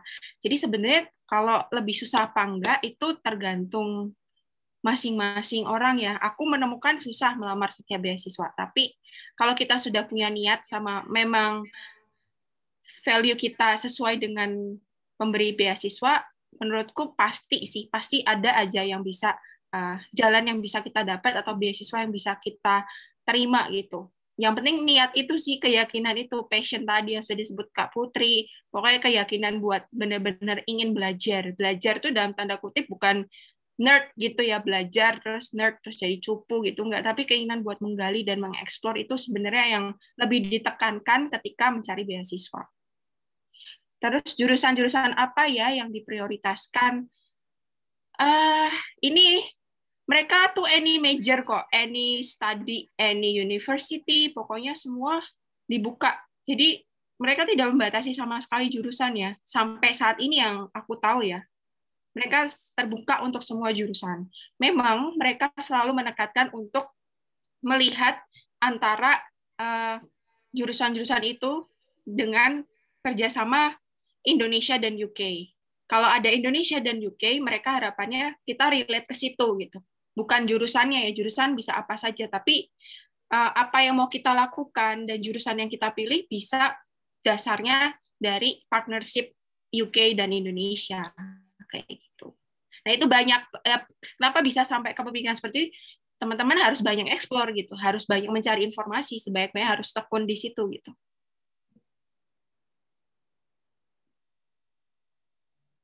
Begitu. Semoga menjawab ya. Oke. Ini ada pertanyaan lagi. Hai Kak, saya Lovenita. Saya sekarang SMP kelas 4. Saya mau tanya, untuk tes TOEFL atau IELTS, misalnya saya ambil tes tahun ini tapi gagal, apakah jika mengulang, mengulangnya itu harus tahun depan? Harus tahun depan atau pas gagal bisa ngulang lagi gitu, kapanpun?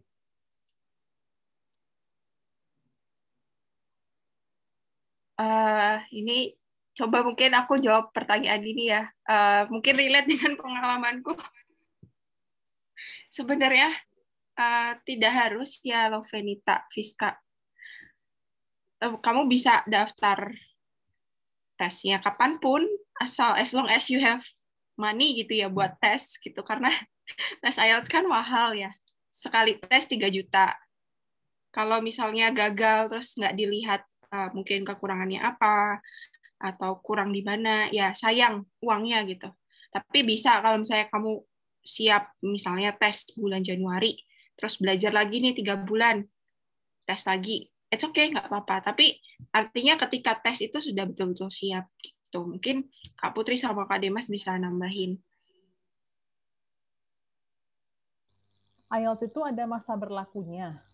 Jadi ada kadaluarsanya. Jadi kalau kamu berhubung dia mahal, kamu harus bikin timeline yang jelas. Mau daftar beasiswa atau kampus kapan. Jadi pas gitu antara masa berlakunya sama timeline kamu mau daftar. Kalau nggak takutnya itu sayang kan, bayar lagi gitu.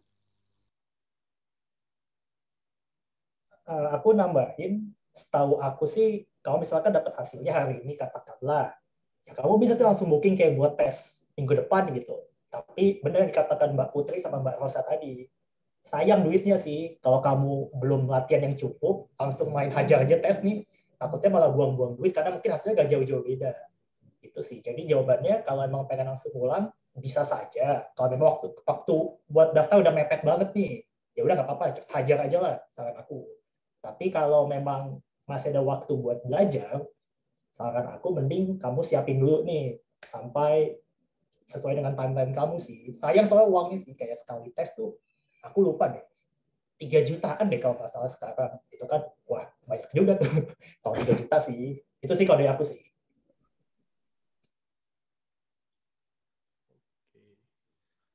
Ini Lovenita juga yang nanya ya Kak.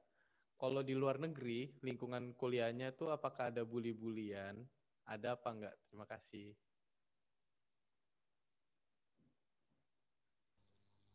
Jadi salah satu motivasi aku kuliah luar negeri adalah untuk menghindari kultur pendidikan yang terlalu banyak senioritasnya. Dan itu yang aku dapat. Di sini aku manggil dosen pakai nama depan, kayak manggil temen. Jadi kalau dari pengalaman aku sama sekali enggak. Apalagi orang Belanda sangat menekankan kultur yang setara ya, egaliter. Jadi kamu benar-benar dihargai. Kayak yang kalau dia bilang no question is silly question. Kamu bisa nanya apapun yang menurut kamu bodoh, itu enggak. Jadi ya itu sih, enggak, sama sekali enggak ada. Kayak surga di sini kalau urusan itu. Sama aku kalau boleh aku nambahin ya, nggak ada sih bully-bully gitu sih kalau di sini ya. Mungkin kan kalau di Indo kan, aku juga ada pengalaman lah ketika aku nanya sesuatu ke dosen kayak, waduh ngapain sih nanya-nanya, udah skip-skip aja lah, biar cepet kuliahnya nih. Kalau di luar negeri bisa aku bilang culture-nya agak beda sih. Jadi benar katanya Kak Putri, nggak ada tuh pertanyaan yang kesannya kayak nggak ada bobotnya. Jadi bully sih nggak pernah lihat sih aku. Kalau aku ya. Iya, sama kayak Kak Putri dan Kak Dimas, nggak ada bully-bulian ya. Mereka memberikan space banget buat kita berbicara, buat berinisiatif, berpendapat dan lain-lain. Jadi mereka nggak memandang kita sebelah mata gitu. Mereka memandang kita ya setara gitu. Nah, itu membangun kepercayaan diri juga. Tapi pada dasarnya orang Indo, mungkin aku sendiri ya, merasa emang ada konsep dalam diri itu, aduh, mereka aja deh, mereka yang bagus, mereka berpendapat bagus-bagus gitu ya. Jadi udah ngerasa minder duluan gitu. Nah, itu mental block banget di sini, nggak berlaku gitu. Kalau kamu aktif dan kamu berinisiatif, kamu sangat dihargai. Bahkan misalnya ya, kita ngomong terus ada orang lain yang mau ngomong juga, atau orang lain ngomong terus tiba-tiba kita samaan gitu ya waktu ngomongnya, ya mereka akan mempersilahkan kita go ahead gitu dan lain. Jadi mereka welcome banget gitu sama perbedaan dan lain. Dan aku sejauh ini meskipun baru di sini juga tidak merasa ada bully-bulian kayak gitu. Aman berarti di sana ya.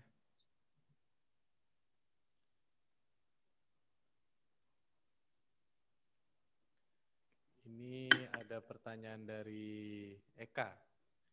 Kak, kalau misalnya setelah kerja kita lintas jurusan 3 tahun, tapi lalu ingin ngambil S2 sesuai jurusan awal kita, itu kemungkinan lolosnya gimana ya Kak? Terus apa harus cari pengalaman kerja lagi 2 tahun sesuai jurusan?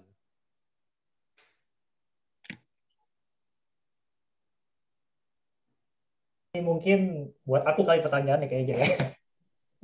Gimana ya? Kalau boleh tanya nih, itu jurusan itu yang kamu udah kerja sekitar 3 tahun itu ada hubungannya nggak ya sama jurusan S2 yang akan kamu ambil nih? Itu yang pertama sih. Karena sebenarnya sih bisa-bisa aja kalau menurutku. Cuma nanti di interview tuh kamu harus punya alasan yang kuat banget sih. Kenapa kamu malah mutusin buat Bali? Kemudian kamu tuh bisa kasih impact apa? Jadi pengalaman kerja tuh menurut aku cukup vital dan aku saranin memang sebaiknya kamu cari experience lagi aja sih. Karena kalau cuma daftar bermodalkan pendidikan S1 kamu dan kamu udah tahu terlanjur kerja lama yang nggak sesuai bidang, ini nanti si interviewer tuh ngelihatnya ini ada apa nih? Kenapa kok kamu kayaknya udah balik lagi ke tempat yang lama. Itu susah sih nge-defend-nya. Bisa aku pastiin sih. Nah, itu sih kalau dari aku sih, aku lihatnya sih.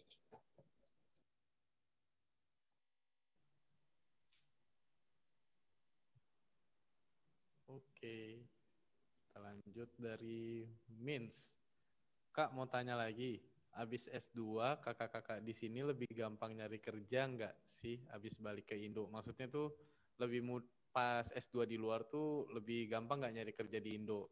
Terus kakak-kakak udah pada kerja kah atau berapa lama ya gapnya abis balik terus langsung dapat kerja? Makasih. Ini Kak Demas kayaknya cocok buat jawab deh. Wah, iya ya. Soalnya masih studi kita. Iya, gue masih studi ya. Mbak Putri sama Mbak Rosa masih studi. Oke, ini aku jawab aja deh. Jawabannya lebih gampang apa enggak? Bisa aku bilang enggak juga. Banyak temenku yang udah balik S2 ke sini nganggur sekitar 1-2 tahun, itu cukup banyak. Kemudian jadi bisa dibilang kalau memang lowongan pekerjaan yang nggak sesuai sama kriteria, misalkan mereka cuma jadinya S1 nih, ya tentu sangat susah buat si S2 ini compete lah, karena ya HRD tuh melihatnya S2 tuh takutnya minta salary yang lebih tinggi, atau juga misalkan memang mereka lebih nyari yang experience dibanding yang pendidikannya lebih tinggi, itu balik ke HRD masing-masing. Itu sih. Kalau aku sendiri sih, jujur sampai sekarang malah belum apply kerjaan sih. Karena sampai sini aku emang mutusin buat istirahat dulu, karena ada beberapa masalah di keluarga aku yang mau aku selesai dulu sih. Kurang lebih gitu sih.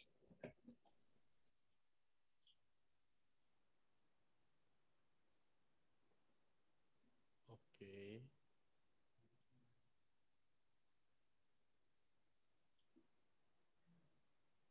Ini ada yang mau nanya, Kak.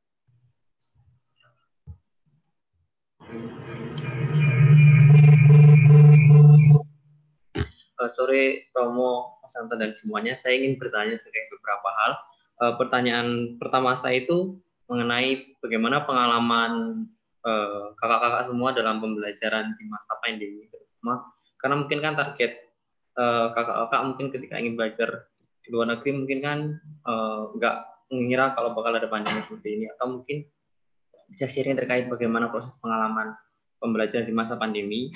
Kemudian yang kedua itu tentang mungkin bagaimana cara mengatasi seperti kepanikan ketika untuk pertama kali datang ke luar negeri dengan mungkin sendirian dan tidak memiliki teman dan lain-lain gitu. Terus yang ketiga itu mengenai mungkin maaf ini sebenarnya terkait dengan pengalaman-pengalaman kakak semua, bagaimana kakak dapat mengambil istilahnya seperti refleksi begitu terkait pengalaman-pengalaman kakak-kakak terkait beasiswa ini, sehingga mungkin menjadi suatu yang istilahnya menarik begitu. Bagaimana kakak-kakak bisa akhirnya memutuskan pengalaman hidup dan jalan hidup kakak. Jadi lebih ke bagaimana sih refleksi terkait dengan proses, kemudian terus hasil, dan akhir nanti kakak target kedepannya itu seperti apa. Terima kasih.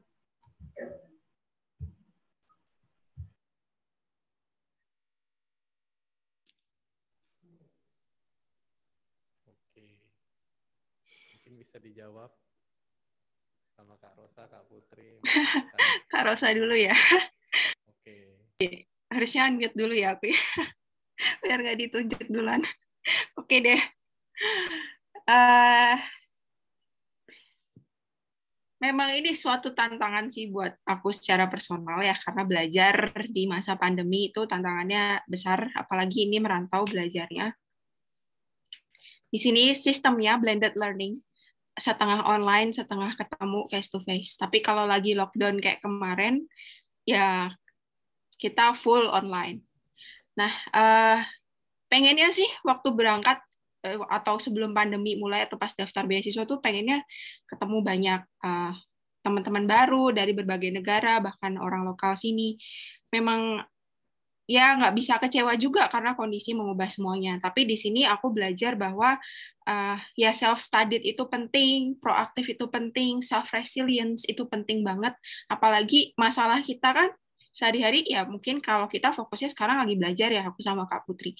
Tapi juga nggak dipungkiri ada juga masalah-masalah di sekitar yang juga kita perlu untuk self-resilience. Kalau pengalaman yang soal tadi ditanyakan sama Henry tadi soal refleksi setelah kembali ke Indo atau pas selama mendapatkan beasiswa? Ini konfirmasi lagi, konfirmasi lagi pertanyaan. Dan mungkin lebih plan ke depan juga bagaimana setelah saya dapat ini, depannya itu target A, B, C yang akan saya jalankan karena saya sudah mendapatkan bekal di pengalaman beasiswa ini begitu. Oke, wow, ini berarti tentang plan hidup ke depan ya. Sebetulnya tadi sudah saya sedikit sampaikan di slide ya soal visi dan misi. Kita kan nggak tahu ya what future hold, nggak tahu ke depannya bagaimana, masa depan itu gimana. Tapi yang saya yakinkan adalah saya punya passion di bidang ini, di bidang psikologi, pendidikan, anak muda, empowering, ngajar gitu ya. Ya harapannya bisa mendapatkan pekerjaan sesuai dengan apa yang sudah saya rencanakan gitu. Dan juga harapannya bisa semakin menumbuhkan passion, bukan berarti setelah pulang dari Indo tambah atau sama aja gitu ya sebelum berangkat ke Inggris gitu ya. Pengennya ada perubahan dalam diri juga ya, terutama perubahan mindset. Karena itu yang akan saya bawa ketika pulang dan juga menginfluence teman-teman yang ada di Indo. Setidaknya teman-teman di lingkaran sekitar gitu. Tapi target dan plan ke depan tentunya ada, target pekerjaan dan lain-lain juga ada. Pengen juga melanjutkan studi lagi ke tingkat yang berikutnya. Tapi let's see bagaimana. Saya juga sedang merencanakan hal itu dengan baik. Semoga diberikan jalan sama Tuhan. Tapi yang perlu saya tekankan adalah passion itu yang perlu terus ditumbuhkan. Passion, keberanian, encourage buat mengeksplor banyak hal baru yang sesuai dengan cita-cita atau visi dan misi. Itu sih yang selalu saya bawa, entah itu selama di sini atau nanti selama pulang, itu yang harus perlu dipegang terus supaya bisa tahu plannya mau apa gitu. Gitu sih dari saya. Terima kasih. Aku jawab boleh ya? Jadi kalau dari aku sih, yang pertama pengalaman belajar pas era pandemi ini seperti apa sih? Jujur banyak yang online dan tentu aja kecewa. Karena kan kalau di kelas itu bisa aku bilang interaksi sama teman-teman dan dosen itu jauh lebih dapet lah. Kalau online tuh kayak, ya kalau aku menurutku sih kayak ikut kursus sih bahasa kasarnya ya. Tapi benar kata Mbak Rosa tadi ya, cuma mau kecewa, toh ini kan pandemi, memang harus kita lebih jaga jarak lah. Dan kalau experience sih yang aku dapat ya selama belajar di era pandemi ini sih nyaris sama aja kayak pas kita tuh belajar datang ke kelas gitu ya, belajar offline gitu ya. Dan kampus tuh dia udah ini sih kayak kalau kampusku dia merancang kayak semacam program gimana sih kamu bisa dapat experience yang sama ketika kamu belajar online sama juga dengan belajar ketika kamu datang ke kelas. Itu yang pertama. Kemudian yang kedua, pertama kali gimana caranya biar nggak panik nih pas pertama kali datang.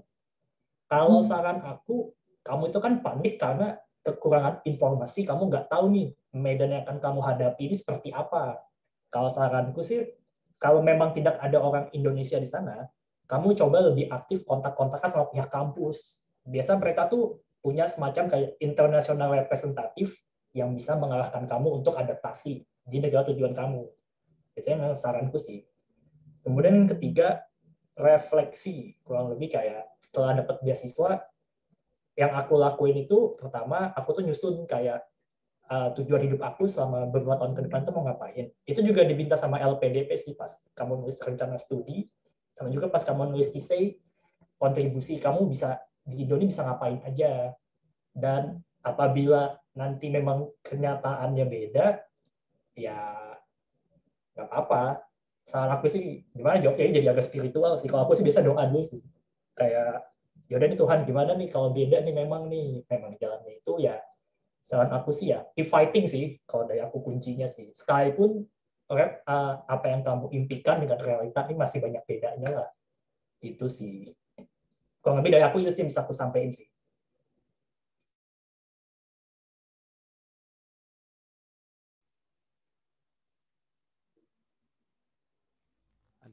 Ada lagi mungkin Kak Putri.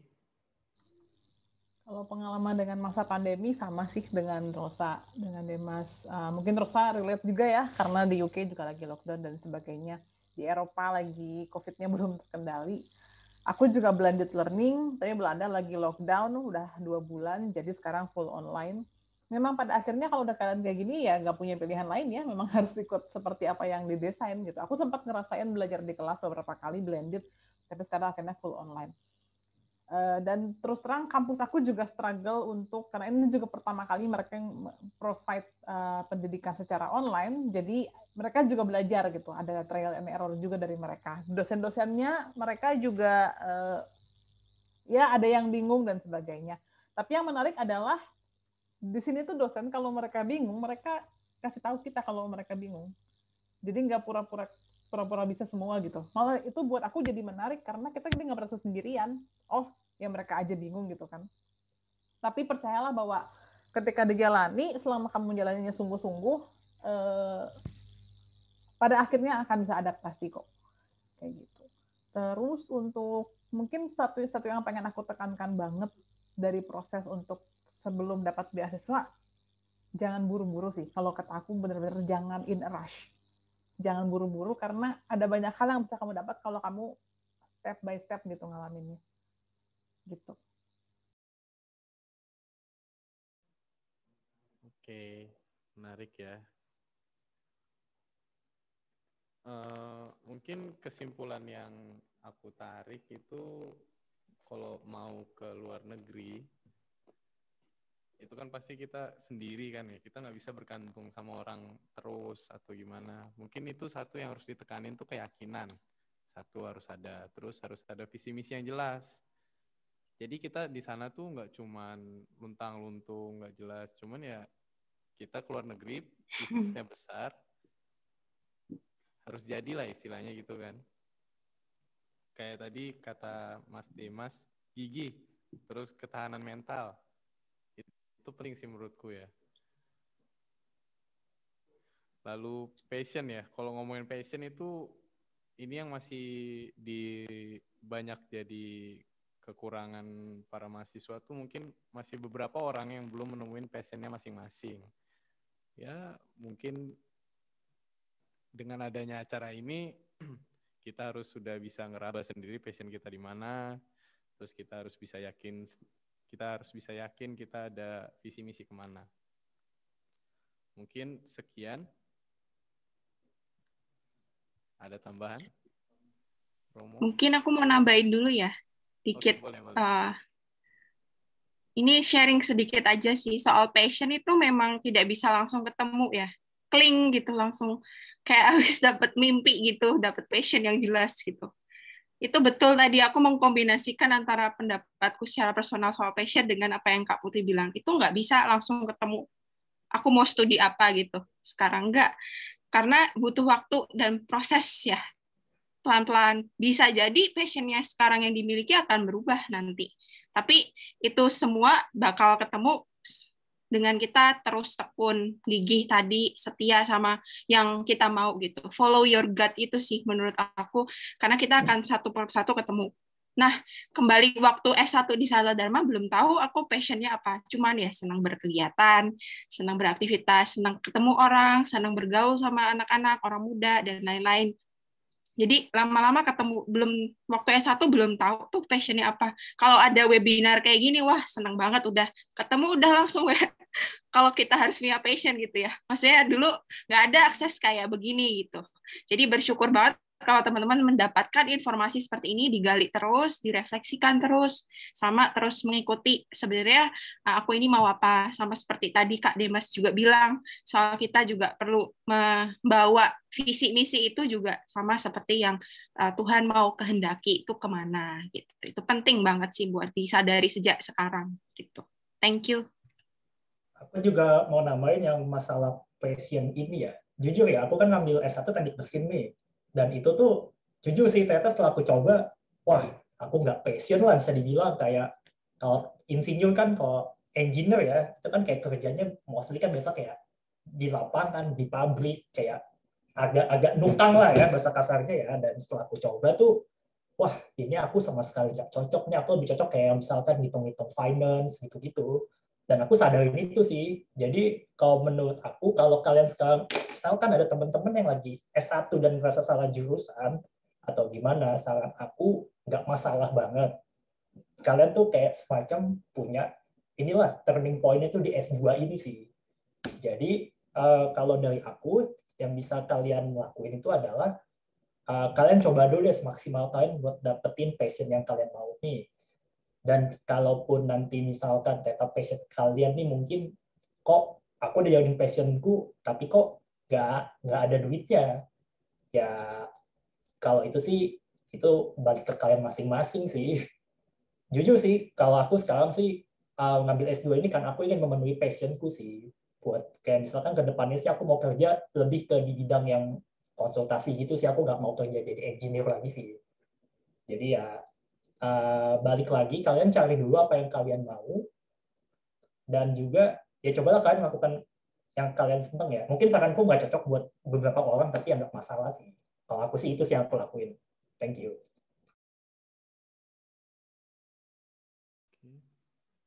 Mungkin dari Romo mau menambahkan? Ya, sekali lagi terima kasih banyak untuk Rosa, Dimas, dan Putri yang sudah berbagi pengalamannya.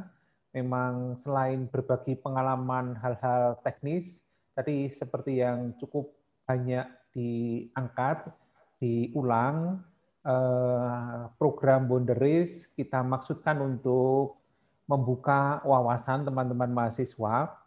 Ya, pengalaman saya juga sama waktu kuliah S1 kita nggak tahu passionnya apa, tapi kalau ceritanya Rosa, Dimas, dan Putri, satu hal yang menjadi kunci, saya kira dalam istilah anak muda sekarang itu nggak mager ya, tapi tidak malas gerak, nah, itu aja. Kalau orang tidak ikut berkegiatan, kalau tidak membuka pada wawasan, kemudian apalagi sekarang dengan kuliah online, Zoom-nya dibuka, videonya dimatikan, terus tinggal tidur lagi ya. Ini kan tantangan-tantangan. Paling tidak kita tidak menjadi anak-anak atau generasi yang mager gitu. Meskipun kita belum jelas gambaran passion-nya, tapi dengan hasrat untuk mencari, pasti suatu saat akan ketemu. Tapi kalau tidak pernah mencari juga tidak akan ketemu. Maka Wonderis kita buat sebagai bantuan pelayanan dari kampus Ministry Sanata Dharma. Moga-moga sungguh-sungguh bisa membuka wawasan kita sehingga pada akhirnya dalam pencarian kita dengan gerak-gerak kita bisa menemukan passion hidup kita. Sekali lagi terima kasih untuk Rosa, Dimas, dan Putri. Sukses untuk studinya ya. Sama-sama. Amin. Terima kasih Romo untuk Amin, kesempatannya. Romo. Terima kasih banyak Romo. Doa-doanya. Terima Sukses kasih juga buat Mbak Putri Mbak Rosa ya studinya ya. Amin. Kembali Terima di kasih. Indonesia. Mohon doanya. Amin. Sebentar, ini sebelum kita berpisah, mungkin ini ada acara foto-foto sama PDD ini. Biar bisa diabadikan. Jadi teman-teman yang ada di pertemuan ini boleh on cam dong. Lumayan update story kan.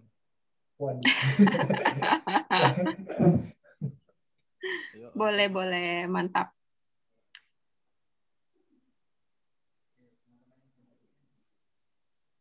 Ayo teman-teman yang belum on cam yo.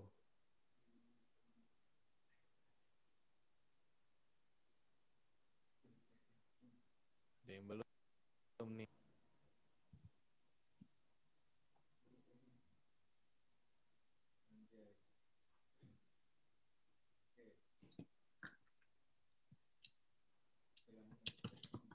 Dalam hitungan ketiga kita senyum ya, mata ke kamera ya. 1, 2, 3. Senyum. Oke. Udah ya.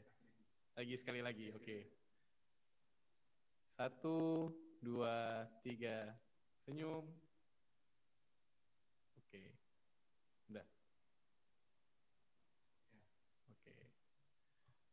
Buat pertanyaan yang belum terjawab nanti akan ditanyakan akan dijawab di grup ya.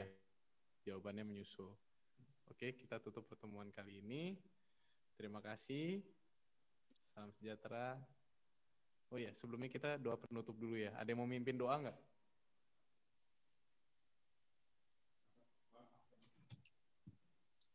Mungkin Hendrik bisa mimpin doa penutup ya.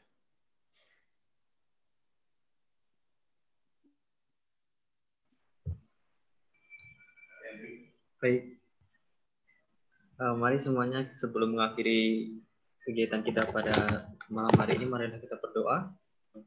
Doakan saya pimpin secara Katolik bagi teman-teman yang memiliki keyakinan lain di hadapan Tuhan Yesus. Dalam nama Bapa dan Putra dan Roh Kudus. Amin. Ya Tuhan Allah Bapa kami, kembali kami bersyukur di hadirat-Mu ya Bapa. Kami ucap syukur atas segala limpahan rahmat, karunia, dan berkat yang Kau berikan kepada kami sepanjang hari ini, sehingga dapat kami bagi dengan baik.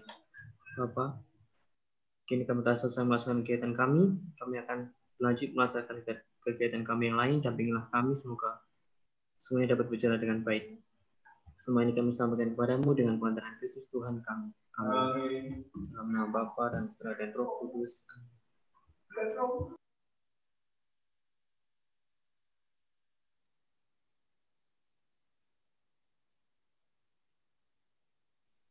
Oke, makasih ya teman-teman.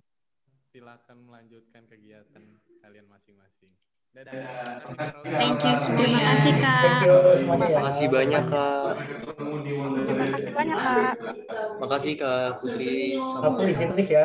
Izin live ya. Dadah semuanya. Sama semuanya, sukses semua ya. Thank you semuanya. Terima kasih, Kak. Sukses juga. Sukses selalu. Izinnya Kak Rosa.